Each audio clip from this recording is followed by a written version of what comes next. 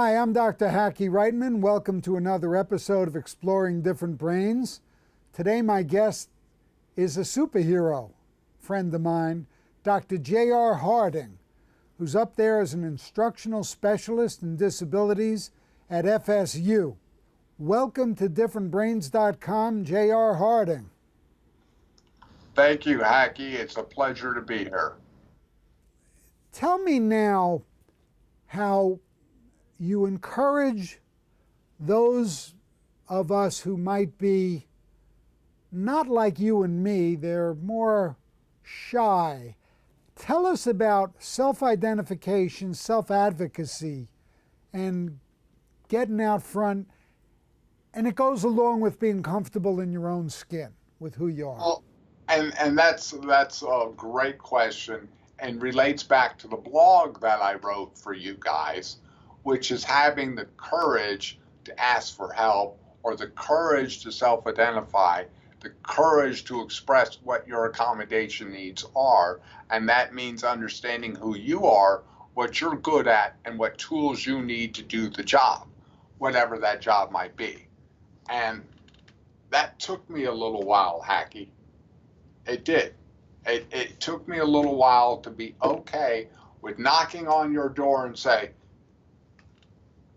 you know, hey, Professor so-and-so, I need some guidance here, or I need some tutoring here, or where do I get this vehicle? Who makes the Starship Enterprise, right? Or who does modifications, or my dorm room needs this, or my workplace, I need this tool. And that was part of when I got hired here. The first thing they asked me was, what accommodations do you need to excel?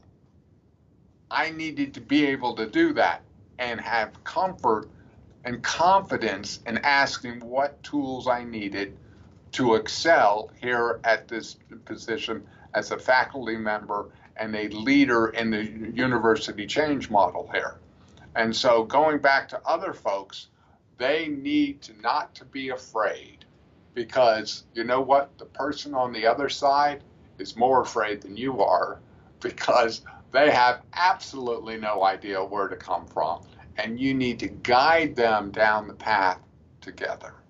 Contributing author to the FSU System Master Plan of 1998, included persons with disabilities for the first time, co-founder of the Florida Disability Mentoring Day.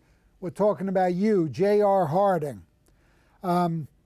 Contributing author of the Volunteer Voting Systems Guidelines under the Help America Vote Act of 2006, contributing author to the 2004 Accessibility Guidelines, advocates for people living with disabilities through speaking out on Capitol Hill, working with federal agencies such as the Department of Justice. You're the author of Now What and ADA Adventure. You're the director of the Family Network on Disabilities, Disabled Veterans Insurance Careers, Evergreen Life Services, Florida Alliance for Assistive Service and Technology, a board member of the Delta Advisory Board, and now your official role at FSU is, what do you call that title you have there? They call it instructional specialist is the generic title. And the role is faculty member, teacher, researcher, and service. So doing the three things the university of preeminence must do, which is excel in teaching, excel in research, and excel in service. So trying to wrap all three of those core missions around persons with disabilities from inside the institution as well on the external side of the institution. What are the other inter-university connections that you get involved with?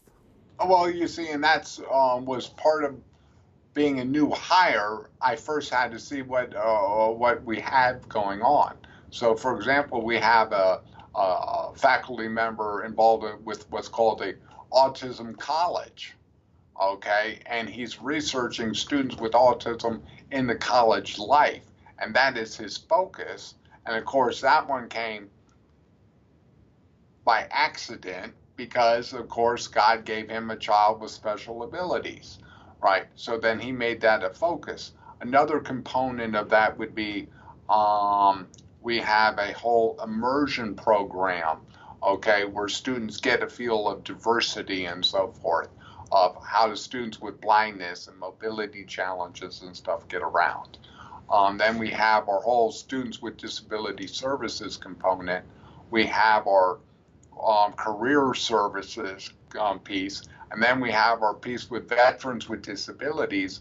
And Florida State is one of the leaders as veteran-friendly institution in the country of consciously recruiting and retaining men and women who chose to serve our country, right? And understanding that culture, right? So bringing those divergent pieces that are going on naturally, okay, and helping them put the pieces of the puzzle together. So my colleague, Dr. Cox, who heads up the Autism College of Autism, he's like, JR, I get the research, but I don't know how to do the training or the community advocacy. Can you help me bring my neighbors into this? Can you help me get the not-for-profits in the community together? Where do we get our other subjects, right? How do we advance self-identification, right? A lot of people are afraid to say, hey, you know what? I've got a disability, because they're afraid of how other people might interpret that as a negative stereotype rather than a strength. Even more difficult with our friends, our neurodiverse friends, who can pass for, quote, neurotypical, who aren't in a wheelchair, who don't have a prosthetic limb. And they're even more afraid. They don't want to be stigmatized. Right. The majority of our differently abled brains are the hidden population, right? They don't have a big sign that says, hey, you know what, I have a challenge, right? And you're quite right. They feel that if they self-disclose, they would be handicapped rather than embraced. Exactly. So they stay in the closet, so to speak. It's like being gay 50 years ago. It was much easier to just not mention it and see if you could pass, you know? Well, rather than looking in the mirror and embracing what you see. Yes. Right. As some unique abilities that, you know what, maybe as like SAP was saying, this is a bottom line economic decision because a few of my hires, what did he say, saved me $50 million because they found the error in the program that nobody else could find. Bingo. Now, what is the biggest roadblock to your efforts right now? I think the biggest roadblock to the end goal is the attitudinal barrier that is persuasive throughout the community, that's also unconscious, because nobody wants to go out and say, I don't like persons with disabilities, or I am going to consciously discriminate against people with disabilities. But yet it happens because they just haven't had a lot of experience around persons who are differently abled, okay? And so in terms of the barrier, I think if we can remove the attitudinal issue and bring the pieces together over a 2 to 5 year window, we can radically change this institution as a place where students with disabilities want to go, will exceed here, and will excel in the community afterwards. What would you say the state of acceptance is on disabilities? And has it improved over time? Well, the progress is absolutely astounding. When I began, we were in the dark ages. Okay, remember, we were still part of family secrets.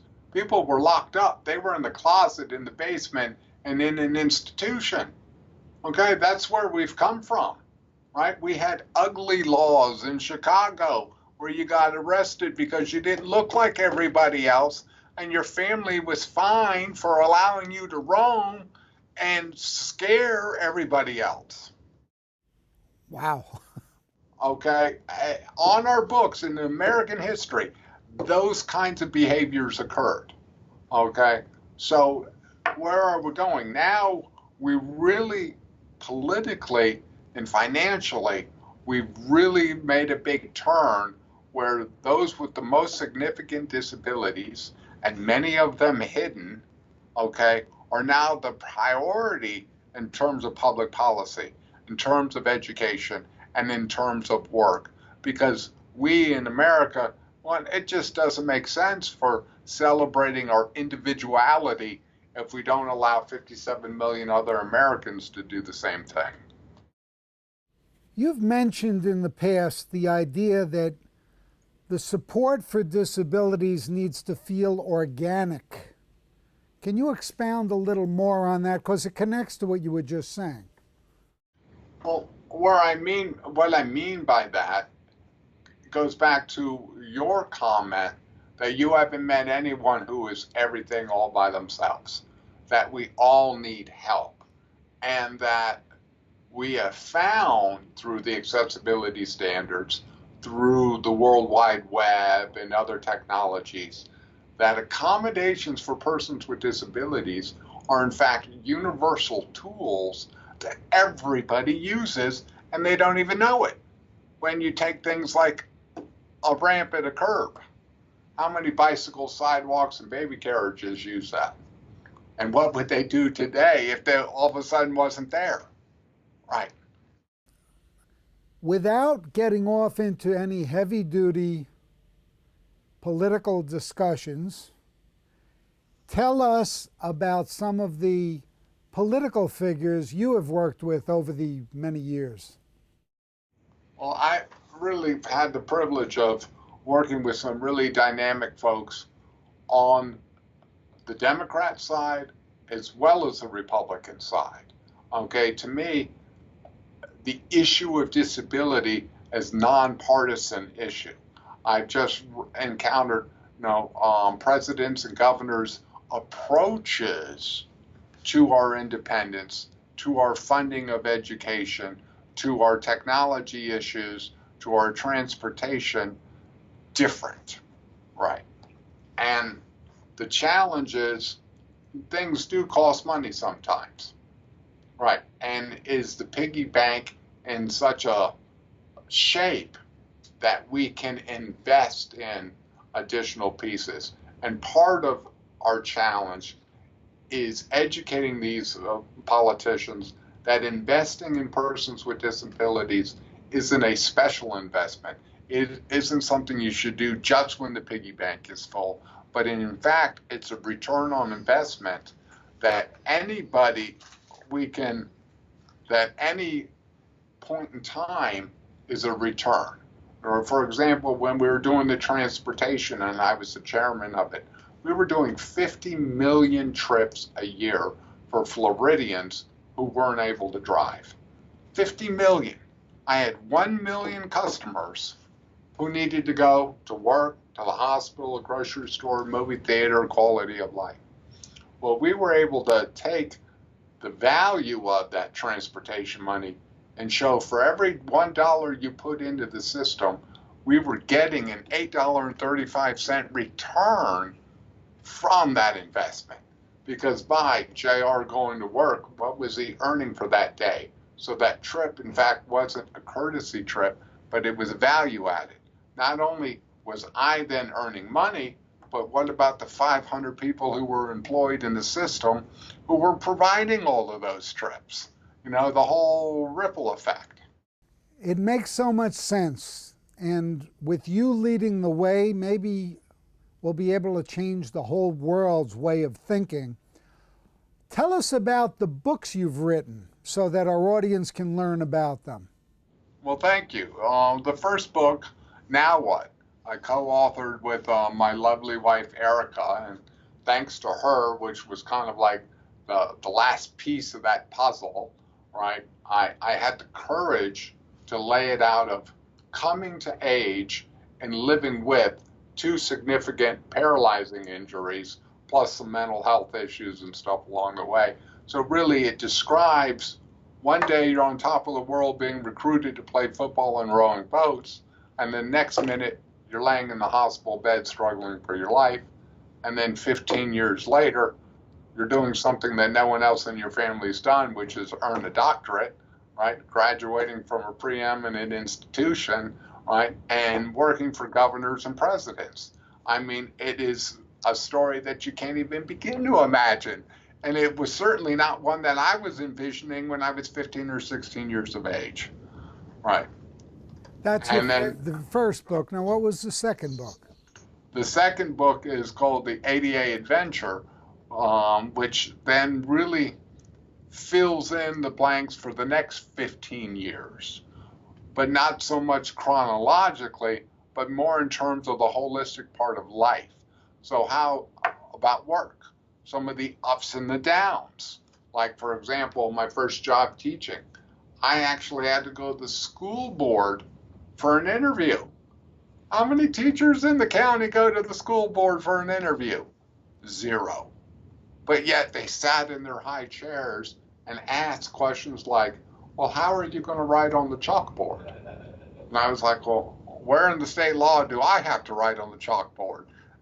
Yeah. And they're like, well, yeah, you got 30 kids in the classroom. That's what they're for, right? And then they were like things like, well, how are you going to manage high school kids? And I was like, well, because I was one of those knuckleheads. I'll be just fine. Right. Say the same way I'm managing you. Exactly. Right. Yeah. Right. You appeal to, their individualism, their egos, and you get the jocks to help you manage the classroom. Right. And then likewise, so then even though I was overeducated and entering the workforce with advanced degree, some of those ups and downs, and, laying it out to the public, letting them know that just because I had a disability didn't mean that life was going to be easy there, right? That we all have workplace politics, right, to deal with. Another component was, how about dating, marriage, life, sexuality? There's a whole chapter in all of that. Or how about fun? We haven't even talked about fun. Hecky, I love to water ski, scuba dive, go bowling, miniature golf, in the movies, travel, all of those pieces of life. Or flying.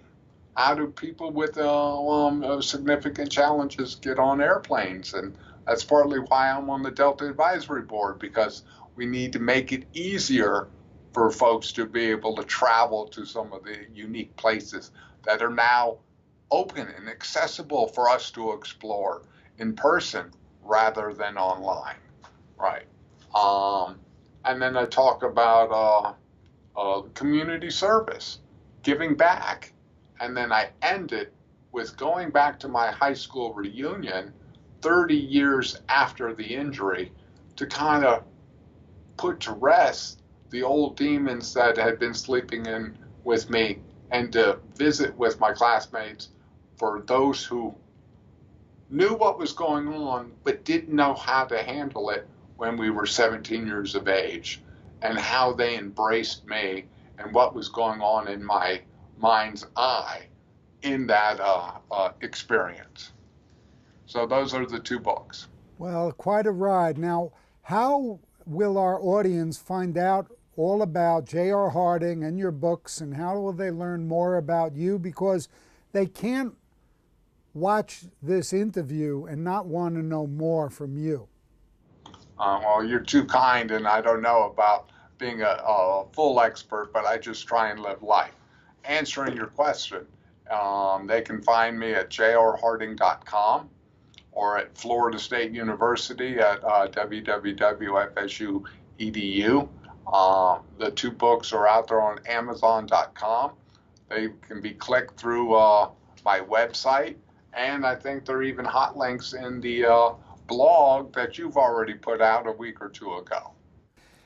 JR Harding, is there anything we didn't cover that you would like to tell our Different Brains audience? Well, yes. I think we as a population, we as a valued member of our community, or just now getting our voice, must remember our collective history, our shared culture, and we must begin to raise the next generation of leaders to ensure that our integration, that our community success, and our place in the world is continued to be defined, and that that bar continues to rise in terms of our abilities to make a difference. You know, I have to say, when we first met, there was an instant chemistry. You're just great to hang around. You got a great attitude. You're a lot of fun. We have to mainstream what you're talking about. That's what we're trying to do. It's not preaching to the choir. It's getting the whole world to realize this is for all of our benefit. It's for companies to make more profit. It's for people to be happier. It's win-win-win. It's not a zero-sum game. On that note, I think through your voice and your partner's voices, we need to go ahead and identify the barriers that we have yet need to tackle. For example, like housing. We call that now aging in place, right? Your generation doesn't want to go to the institution, right? The old folks' home's called the house, right? Well, is the house with accessible features? How do we transform the marketplace so they start building single-family homes with practical accessibility features that, oh, by the way, also make living without a disability there easier? Very well said. And it's movements like that that are going to happen because of leaders like you. It's going to happen. We've been speaking here with JR Harding, another episode of Exploring Different Brains. I'm Dr. Hackey Reitman, and JR Harding up at FSU. It's been an absolute pleasure to have you on Exploring Different Brains today. Thank you for inviting me, and happy holidays to you and your family and all of your extended members of the family at Different Brains.